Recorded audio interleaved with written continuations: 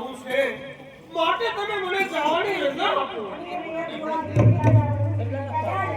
બહુ સારું. અરે આ મારા વાલા પટોળિયા, એને તમે રાજી ખુશીથી અંદર આવો છો. એ તો એક મારો લાડીલો ભક્ત છે. બહુ સારું. હા, અત્યારે પરમાત્મા પ્રભુએ લલાટ ઉપર પાટા બાંધ્યા છે અને રુધિરની ધાર વહેતી દેખાય છે.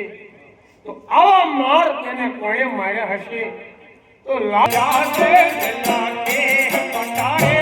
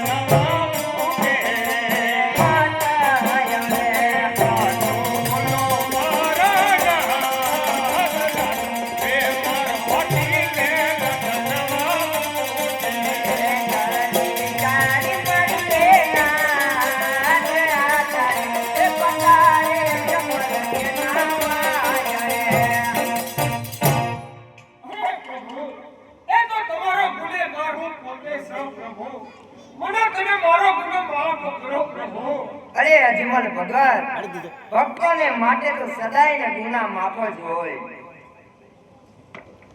પણ હા, અરે અજમલ ભગત, પોકરણ ઘટકી એક દ્વારકા તમારે આટલી કષ્ટી ભોગવીને શા માટે આવવું પડ્યું? હે પ્રભુ, આપ તો ત્રિલોકના નાથ અને અંતર્યામી છો પ્રભુ. આપ બધું જાણો જોવો છો છતાં મારા મુખે મને શા માટે બોલાવો છો? નહીં અજમલ ભગત, આ તમે મારી દ્વારકાની માલિકા આવ્યા છો તો મારે તમારા મુખે સાંભળવું છે. ભલે પ્રભુ, તો હું આવ્યો છું તો એક મારા સ્વાર્થ માટે અને બીજો એક પરમાર્થ માટે. હા અજમલ ભગત, તો તમારો સ્વાર્થ શું અને તમારો પરમાર્થ શું એ મને જણાવો. હા પ્રભુ, મારો સ્વાર્થ એ છે કે વાંજિયા મેણાના હિસાબે હું તમારા પારે આવ્યો છું પ્રભુ. આ એક મારો તમારી પાસે સ્વાર્થ છે. તો તમારો પરમાર્થ શું? હા પ્રભુ, પરમાર્થ મારો એ છે કે પોકરણ ગઢના પાદરે ભેરવા નામનો રાક્ષસ રહેશે પ્રભુ. અરે પ્રભુ, એ મનુષ્ય પક્ષી કાંઈ રહેવા દેતો નથી પ્રભુ. તો તેનો સંહાર કરવા આ પોતે જ અવતાર લેવો પડશે પ્રભુ. આ એક બીજો મારો તમારી પાસે પરમાર્થ છે. હા અજમલ ભગત, હું કહું ને તમે સાંભળો. બહુ સારું.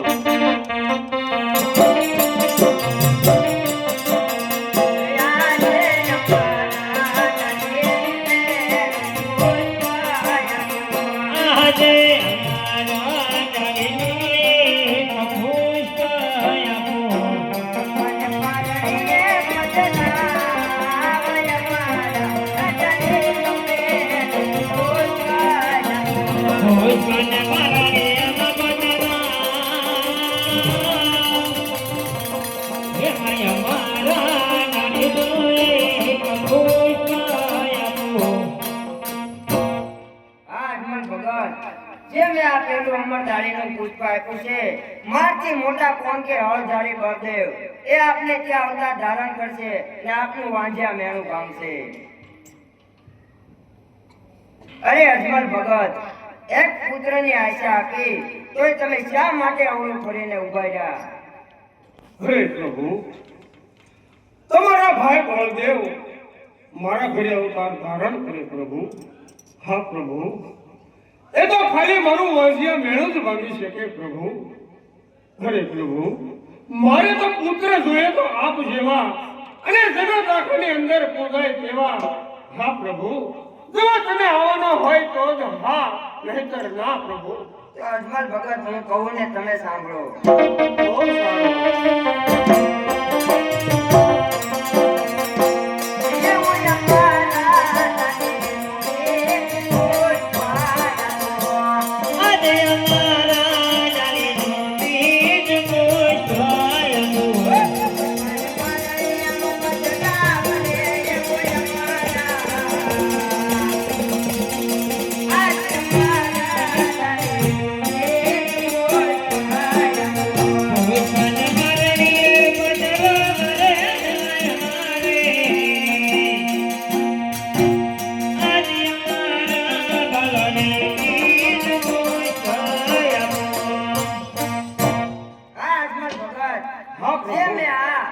બીજું પુષ્પા એટલું છે ત્યાં હું પોતે અવતાર ધારણ કરીશ નહીં ભેરવા દૈત્યનો પણ હું સહાર કરીશ. બહુ સારું પ્રભુ.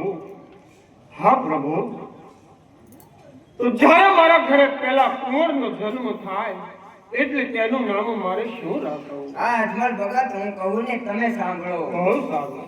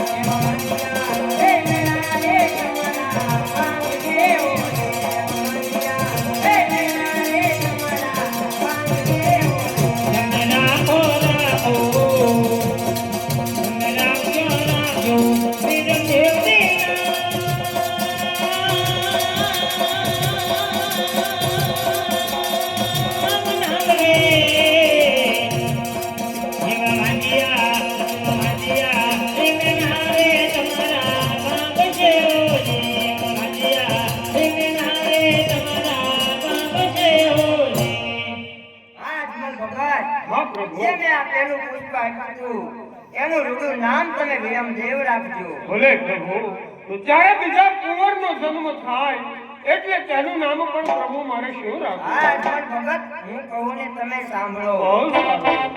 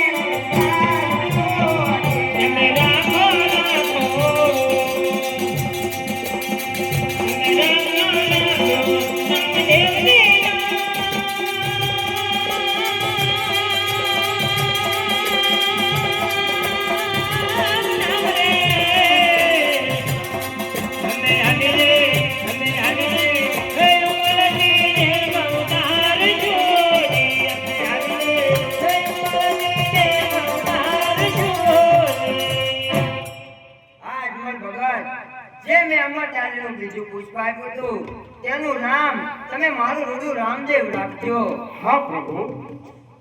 તો જ્યારે તમે મારા ઘરે અવતાર ધારણ કરો ત્યારથી મને કોઈ એક તમે નિશાની બતાવો. હા અજમલ ભગત હું કહું ને તમે સાંભળો.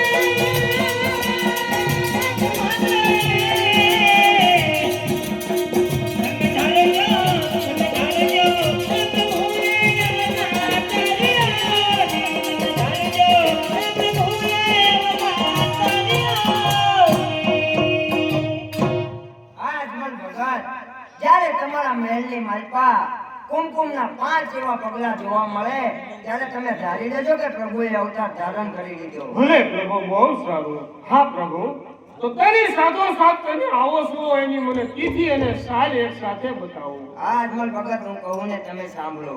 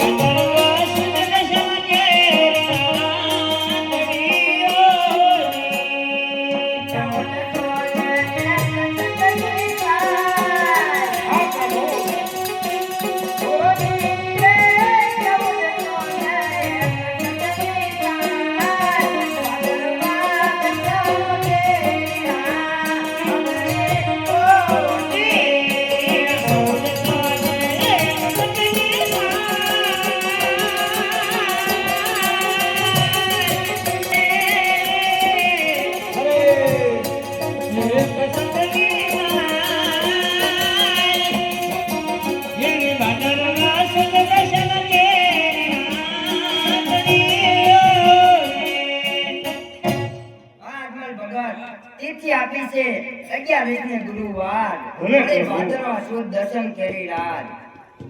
બોલો અજમલ ભગત. હા પ્રભુ, હજી મને તમારા ઉપર ભરોસો નથી બેસતો કે તમે દ્વારકા મેલી અને કોકણગઢની અંદર પધારશો. હા પ્રભુ, ખરેખર જો તમે કોકણગઢની અંદર અવતાર લેવાના જ હોય તો દ્વારકાની અંદર મને તમારા જમણા હાથનો બોલ અને વસન આપો તો જ હું સત્ય માનું પ્રભુ. આ અજમલ ભગત તો હું કહું ને તમે સાંભળો. બહુ સારું.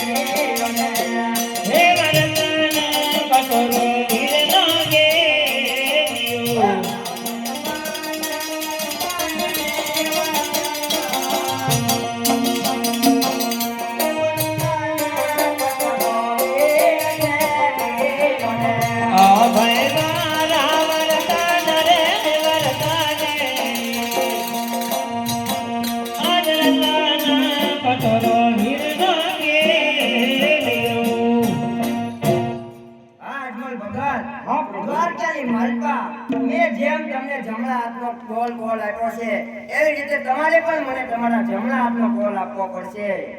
હા પ્રભુ, જેવી રીતે તમે મારી સાથે વસને બંધાણા છો એવી રીતે હું પણ તમારી સાથે વસને બંધાવ. તમારે મને હસતા મુખે વિદાય આપવી પડશે. અરે પ્રભુ, આજે તમે જીત્યા ને હું હાર્યો પ્રભુ.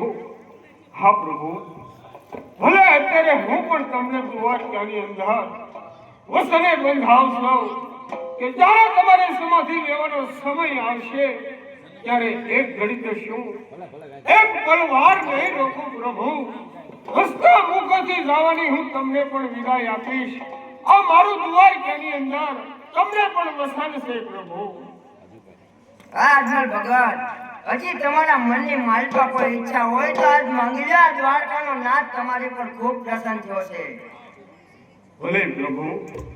અરે પ્રભુ, તો ગોકુળ મથુરાની અંદર નરસિંહ મહેતાને તમારી રાસલીલા બતાવી હતી અને નરસિંહ મહેતાના મનના પ્રભુ તમે રાજી કર્યા હતા.